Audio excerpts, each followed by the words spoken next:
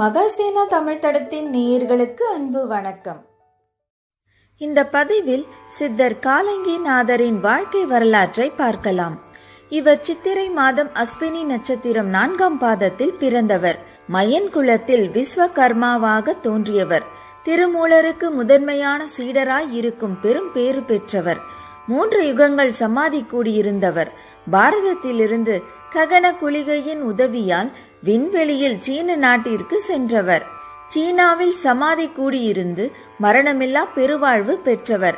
அடிக்கடி சமாதியிலிருந்து வெளிப்பட்டு சீன நாட்டு பக்தர்களுக்கு தரிசனம் தந்ததுடன் அருள் உதவிகளும் செய்து வந்தார். இவர் பெயருக்கு கூட ஒன்றுக்கும் மேற்பட்ட விளக்கங்கள் உண்டு. அங்கி என்றால் ஆடை என்றும் அணிவது என்றும் பொருள். காலங்கி என்றால் காலத்தையே ஆடையாக அணிந்தவர் என்பார்கள். அவர் காலங்கிநாதர் இல்லை, காலங்கிநாதர். அதாவது காலம் என்றால் கடுமையானது என்று பொருள். அப்படிப்பட்ட கரிய நிறத்தையே ஆடை போல உடம்பு முழுக்க பெற்றவர் என்றும் கூறுவர். எப்பொழுது ஒருவர் நாதர் என்று தன்னை குறிப்பிடுகிறாரோ அப்பொழுது அவர் ஒரு குறிப்பிட்ட இறை அம்சத்துக்கோ இல்லை தன்னை கவர்ந்த அம்சத்துக்கோ தன்னை இனியவராகவும் அடிமையாகவும் ஆக்கிக் கொண்டவர். அப்படி பார்த்தால் காலங்கி எனப்படும் சிவாம்சத்துக்கு தன்னை அடிமையாக்கிக் கொண்டு காலாங்கிநாதரானவர் அவர் என்பார்கள். மேலும் இவரது பெயர் காரணம் அரியானூர் கரிய பெருமாள் வரலாற்றில் இடம்பெற்றுள்ளது.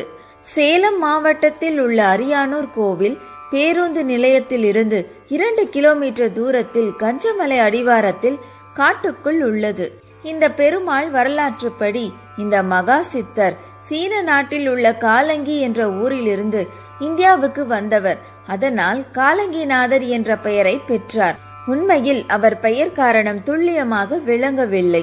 தனது பெயர் காரணம் பற்றி எங்கும் அவர் கூறவில்லை. காலங்கிநாதர் தனக்கான ஜீவன் விடுதலை குறித்துதான் பெரிதும் சிந்தித்தார். ஊரையும் உலகையும் வழிபடுத்த வேண்டும், அதற்கே நமக்கு இந்த பிறவி என்றெல்லாம் அவர் எண்ணவே இல்லை. ஒவ்வொரு தனி மனிதனும் தன்னை கடை தேற்றிக் கொண்டாலே போதும், சமுதாயம் தானாகவே மாறிவிடும் என்பதற்கு ஒரு முன் உதாரணம் போலவும் காலங்கிநாதர் விளங்குகிறார். இவரது குருநாதர் திருமூலர் சீடனை பல விடயங்களில் கடை தேற்றியவர். காலங்கிநாதர் பேச்சை விட கேட்டல் பெரிதென்று எண்ணியிருந்தார். எனவே அவர் பற்பல சித்தர்களது உபதேசங்களை தேடி அலைந்தார். பலரது உபதேசங்கள் அவரை தேடியே வந்தன. திரேதா யுகத்தில் ஒரு சமயம் ஒரு மிகப்பெரிய நீர் பிரளயம் ஏற்பட்டது. மழை வெள்ளத்தில் உலகமே அழிந்துவிடும் போல் இருந்தது. மழை வெள்ளத்தில் பூமியே கொஞ்சம் கொஞ்சமாக மூழ்கி கொண்டிருந்த பொழுது காலங்கிநாதர் ஒரு மலையின் உச்சியை நோக்கி மேலும் ஏறி போய் கொண்டிருந்தார். ஒரு குறிப்பிட்ட இடத்தில் குழுமி இருந்த ரிஷிகள் பலர் இதற்கும் மேலே செல்ல எங்களுக்கு சக்தி இல்லை, வினாடிக்கு வினாடி நீர்மட்டம் உயர்ந்து கொண்டே இருக்கிறது, உன்னால் முடிந்தால் நீ மேலே போய்விடு என்று கூறினார்கள். மேலே ஏறி சென்ற காலங்கிநாதர் எதிரே மிகப்பெரிய புலி ஒன்று படுத்து கிடக்க கண்டார். பார்த்த மாத்திரத்தில் அது ஒரு புலி அல்ல, புலி உருவில் படுத்திருப்பவர் ஒரு மகா சித்தரே என்பதை உணர்ந்து கொண்டார். மேலும் உயர செல்ல செல்ல காலங்கிநாதர் ஒருவர் பின் ஒருவராக மச்ச ரிஷியையும் கூர்ம ரிஷியையும் வராக ரிஷியையும் நரசிம்ம ரிஷியையும் கண்டார். மேலும் உயரே செல்ல செல்ல வாமன ரிஷி, பரசுராம ரிஷி, ராம ரிஷி, பலராம ரிஷி, பௌத்த ரிஷி, கல்கி ரிஷி ஆகிய 10 ரிஷிகளையும் சந்தித்து ஆசி பெற்றார். இவர்களையே கலியுக மனிதர்கள் திருமாலின் தசாவதாரங்கள் என்று கூறியுள்ளனர். உயிருள்ள அனைத்தும் உள்வெளி தொடர்பு இயக்கத்தால் ஒரு நிலையில் இருக்காது. அதை நடுநிலைப்படுத்திவிட்டால் நீராக இருந்தால் மிதக்கலாம், காற்றாக இருந்தால் பறக்கலாம். உயிருள்ள மனிதன் சுவாச செயல்பாடு காரணமாக சதா புற தொடர்புடன் இருக்கிறான். இறந்த பின் அந்த தொடர்பு அற்றுவிடுகிறது. இதனால் எத்தனை திடமானதாக அவன் உடல் இருந்தாலும் மிதக்கிறது. அதற்கு முன்வரை திடமற்றதாகவே இருந்தாலும் மூழ்கித்தான் போகிறது. பறவைகள் பறப்பதன் பின்னணியிலும் இப்படி ஒரு நிலைப்பாடு இருந்து அதுவே பறக்க துணை செய்கிறது. நுட்பமான சிந்தனைகளால் இவைகளை அறிந்த காலங்கிநாதர் குளிகைகளை தயாரித்து அதை வாயில் போட்டுக் கொள்வதன் மூலம் புறத்தில் மூச்சடக்கி அகத்துக்குள் குளிகை மூலமாகவே பிராண சக்தியை தந்து உடம்பை புறத்தில் இருந்து பிரித்து மிதத்தல் பறத்தல் போன்ற செயல்பாடுகளை சாதாரணமாக செய்பவராக விளங்கினார். அவரது குளிகைகளும் காற்றுக்கு சமமான பிராண சக்தியை அளிப்பதாக இருந்தன. இதனால் சித்தர்கள் பலர் காலங்கிநாதரை ஒரு விஞ்ஞானியாகவே பார்த்து வியந்தனர். பிரளய சமயத்தில் மலை உச்சியில் இருந்த சித்தர்கள் காலங்கிநாதரின் குளிகை ஞானத்தை அவர் வாயாலேயே கேட்டும் அறிந்தனர். அப்பொழுது தான் அறியும் அனைத்தும் பிறர்க்கு கொடுக்கவே என்கிற ஒரு தர்ம உணர்வை அவருக்குள் விதைத்தனர். நீ அறிந்ததெல்லாமும் கூட பிறர் கொடுத்த ஞானத்தால் தானே என்று கேட்டு அவரை கிளறிவிட்டனர். காலங்கிநாதர் சதுரகிரி மலைப்பகுதியில் நீண்ட காலம் தவ வாழ்க்கை வாழ்ந்தார். அக்காலத்தில் அம்மலை குகைகளில் நீண்ட காலம் தவத்தில் ஈடுபட்டிருந்த உயர்நிலை சித்தர்களையும் மகரிஷிகளையும் பற்றி கூறியுள்ளார். 9ஆம் பாடலில் அம்மலைக்கு சதுரகிரி என்ற பெயர் வந்த காரணம் வேதங்கள் 4 ஒன்றாய் சார்ந்திங்கு ஓர் உருவாய் சமைந்ததாலே என்கிறார். இதே பாடலில் இங்குள்ள மகாலிங்கரின் அடியை போற்றி விண்ணவரும் மன்னவரும் உயர் முனிவர் சித்தர் என பெயர் பெற்றாரே என்கிறார். 11ஆம் பாடலில் அப்பகுதியில் நவ சித்தர் குகை ஒன்றுண்டு. நின்றந்த சித்தர்களை மனதுள் எண்ணி நிதானமாய் அவ்வழியில் போக வேண்டும் என்கிறார். அடுத்த 3 பாடல்களில் பாம்பாட்டி சித்தர், அத்திரி முனிவர், நாதாந்த சித்தர், வேதாந்த சித்தர், குதம்பை சித்தர், ஞான சித்தர், மிருகண்டையர், வராரிஷி, தவ சித்தர், யோக சித்தர், பதஞ்சலி முனிவர், வியாக்கிரமர், அகப்பை சித்தர், நாதரிஷி, வியாச முனிவர் ஆகிய சித்தர்களும் மகரிஷிகளும் வாழ்ந்து வரும் குகைகளை பற்றி கூறியுள்ளார். காலங்கிநாதர் சதுரகிரியில் தவம் ஏற்றிக் கொண்டிருந்த காலத்தில் ஒரு நாள் வணிகன் ஒருவன் அவரிடம் ஓடி வந்து அவர் காலில் விழுந்து, ஐயனே, ஒரு சிவாலயம் கட்ட வேண்டும் என்ற ஆசையில் ஆலய திருப்பணி வேலையையும் தொடங்கிவிட்டேன். தொடக்க காலத்திலேயே கட்டடம் எழுப்பும் பணியில் கையில் இருந்த செல்வம் எல்லாம் கரைந்து விட்டது. வீடு, நிலம் எல்லாவற்றையும் விற்று செலவு செய்து விட்டேன். ஆலய திருப்பணியில் முழுமையாக ஈடுபட்டதில் தொழிலையும் விட்டுவிட்டேன். இப்பொழுது உணவுக்கும் வழியின்றி திண்டாடுகின்றேன். செல்வந்தர்களும் மன்னரும் கூட எனக்கு உதவி செய்ய மறுத்துவிட்டனர். இப்பொழுது எனக்கு உங்களை விட்டால் வேறு கதி இல்லை என்று வேண்டி கதறினான். காலங்கிநாதரோ அவனுக்கு பதில் ஏதும் கூறவில்லை. இருப்பினும் வணிகன் மனம் தளரவும் இல்லை, முனிவரை விட்டு செல்லவும் இல்லை. இரவு பகலாக அவருக்கு தொண்டு செய்து கொண்டு அங்கேயே தங்கிவிட்டான். ஒரு இரவு ஆழ்ந்த தூக்கத்தில் அவன், எப்பொழுது நான் கோவில் கட்டுவேன், எப்பொழுது என் ஐயனை பிரதிஷ்டை செய்வேன் என்று பிதற்றிக் கொண்டிருந்தான்.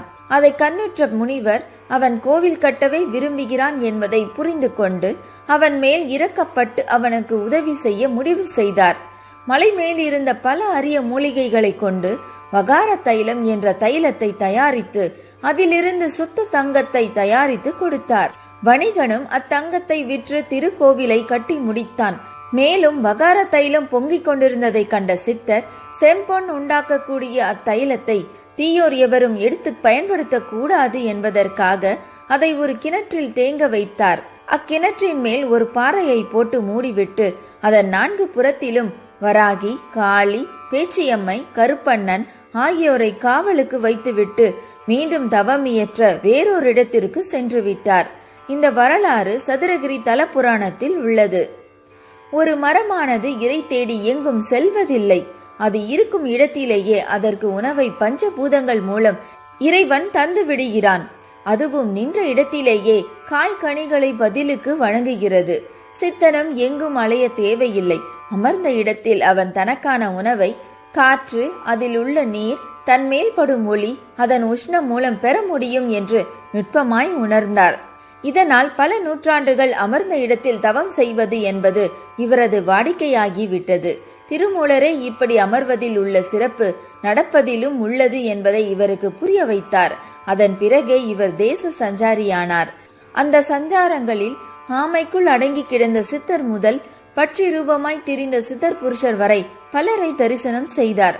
அவர்கள் எதனால் மானிட உருவம் விட்டு அது போன்ற உயிர்களாக வடிவம் கொண்டார்கள் என்பதையும் அறிந்தார். அதே போல அட்டமா சித்திகளை தங்களுக்குள் அடக்கிக் கொண்ட பல சித்தர்களை தரிசனம் செய்தார். அட்டமா சித்து 8ம் தங்களின் பிரதிபிம்பத்துடன் கூடி பெருக்கியே 64 என்கின்ற கலைகள் ஆனது. இந்த கலைகளை நோக்கினால் அவைகளில் அட்டமா சித்து ஒளிந்திருக்கும். இந்த கலைகளும் தங்களின் பிரதிபிம்பங்களால் அணு அணுவாக சிதறி 64 கோடி ஆயிற்று. இது சப்த லோகங்களில் பரவியதால் 448 கோடி ஆயிற்று. இதில் ஒன்றைத்தான் கோடான கோடி மனிதர்களாகிய நாம் நமக்கென பெற்றுள்ளோம். ஒருவருக்கு தமிழாற்றல், ஒருவரிடம் எழுத்தாற்றல், ஒருவரிடம் பேச்சாற்றல் என்று அந்த கோடிகளின் தெரிப்புத்தான் நம் உயிரணுவுக்குள் புதைந்து நமக்கான வலிமையாக வெளிப்பட்டு நம்மை வழி நடத்துகிறது.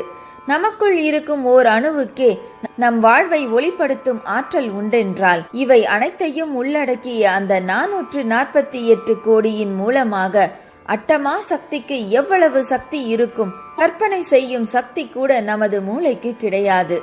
ஆனால் காலங்கிநாதர் இப்படி பல நுட்பங்களை விளங்கி கொண்டவர். அக்காலத்தில் உத்தம சோழபுரத்தில் வாழ்ந்து வந்த காடான் என்பவனுக்கு 4 பெண்கள் இருந்தனர். அவனுடைய தங்கை மகன் ஒருவன் அவனிடம் வேலை செய்து வாழ்ந்து வந்தான்.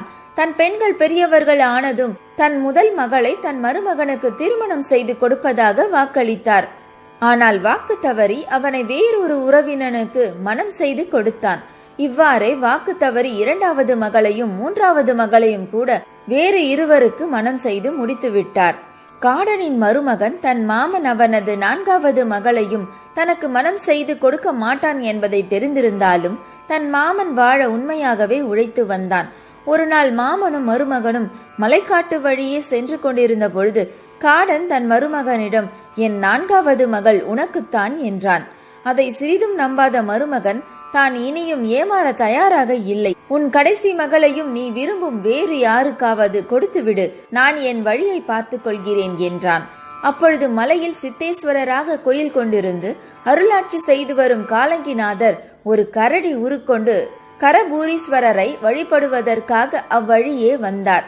அக்கரடியை கண்ட காடான் அவ்விலங்கு ஒரு மகா சித்த புருஷர் என்பதை அறியாதவனாய் அக்கரடியை காண்பித்து, இக்கரடி சாட்சியாக என் மகளை உனக்கே திருமணம் செய்து கொடுக்கிறேன், இது சத்தியம் என்று மருமகனுக்கு வாக்கு கொடுத்தான். கொஞ்சம் நாள் கழித்து காடான் தன் மகளுக்கு வெளியில் மாப்பிள்ளை தேடத் தொடங்கினான்.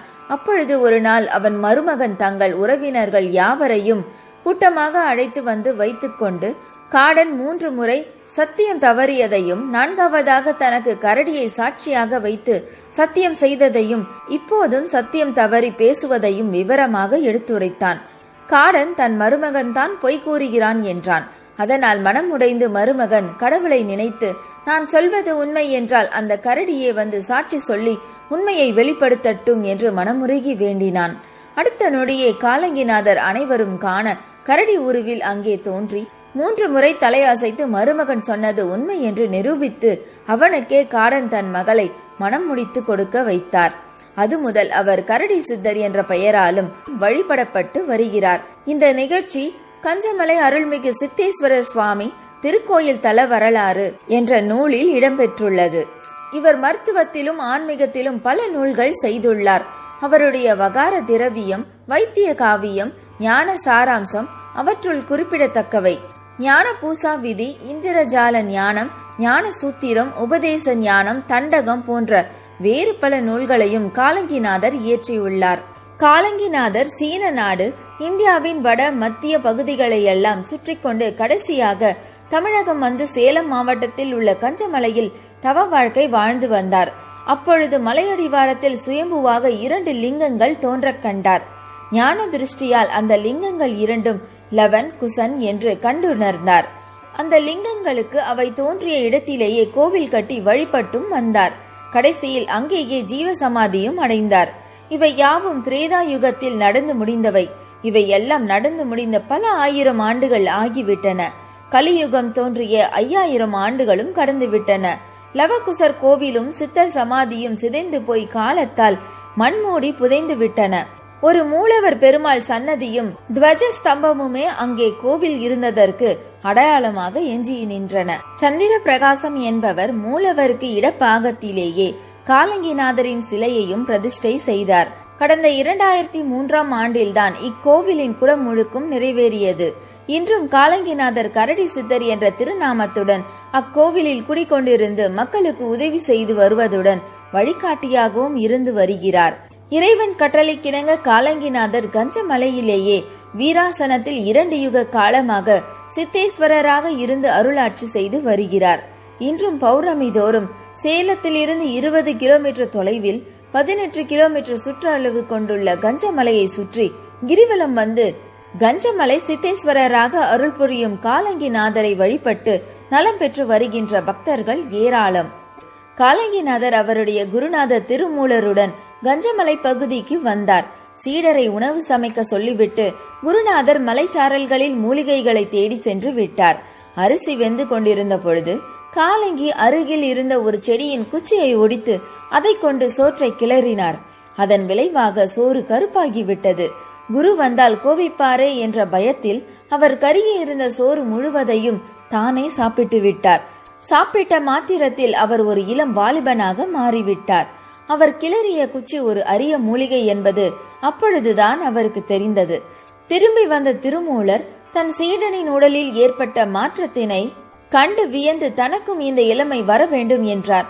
காலங்கிநாதர் தன் விரல்களை தொண்டைக்குள் விட்டு குமட்டி சாப்பிட்ட சோற்றையெல்லாம் வாந்தி எடுத்தார். அதை சாப்பிட்ட மாத்திரத்தில் குருநாதர் திருமூலரும் இளைஞராகி விட்டார்.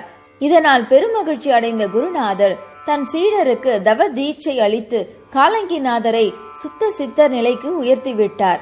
ஆனால் போகர் 7000 என்ற நூலில் 5742 பாடலில் சித்தான காலங்கி முனிவர் தானும் சிறப்புடனே சீன புதிதண்ணில சென்று முனையானை சமாதி தன்னில் இறங்கியள்ளோ பக்தியுள்ள சீனபதி மாந்தருக்கு பல காலம் தரிசனங்கள் புரிகுவாரே என்றுள்ளவாறு காலங்கிநாதர் சீன தேசத்தில் சமாதி பூண்டுள்ளார். ஒரு சமயம் போக முனிவர் சீன நாட்டில் காலங்கிநாதர் சமாதி அடைந்திருந்த முக்காத கோட்டைக்குள் நுழைந்து அவரை வணங்கி நின்றார். அப்பொழுது சமாதி கூடத்தின் கதவு தானாகவே திறந்து கொண்டது. காலங்கிநாதர் ஒளிமயமாக போகருக்கு தரிசனம் தந்தார். இந்த இருவேறு ஆதாரங்களின்படி காலங்கிநாதர் சீனாவில் சமாதி அடைந்துள்ளார் என்று எண்ண வேண்டியுள்ளது. ஆதி என்ற சிதம்பரமே திருமூலராச்சு, அவருடன் 14 பேரதிலே ஆச்சு. ஜோதி என்ற காலங்கி நாதர் தாமும் துலங்குகின்ற காஞ்சிபுரந்தனிலே ஆகும் என்ற அடிகளின்படி காலங்கிநாதர் காஞ்சிபுரத்தில் ஜோதி வடிவிலே சிவத்துடன் கலந்தார் என்று கொள்ள வேண்டியுள்ளது. காலங்கிநாதர் திருக்கடவூரில் சமாதி பூண்டுள்ளார் என்றும் சில சித்த ஆய்வு நூல்கள் கூறுகின்றன. அவர் எங்கே சமாதி கொண்டுள்ளார் என்பது சரியாக தெரியவில்லை என்றாலும் அவரை உண்மையாக வழிபட்டு வரும் பக்தர்கள் அனைவர்களின் இதயங்களில் குடிக்கொண்டு வாழ்ந்து வருகிறார் என்பது மட்டும் உலகம் உள்ளளவும் மறுக்க முடியாத உண்மை. அடுத்த பதிவில் மற்றும் ஒரு சித்தரின் வாழ்க்கை வரலாற்றை பார்க்கலாம். சித்தத்தை அறிந்து சிந்தை தெளிந்து சிவமயத்தில் மூழ்குவோம். நன்றி, வணக்கம். உங்கள் ஆதரவுகளை எதிர்பார்த்து நான் தமிழ் விரும்பி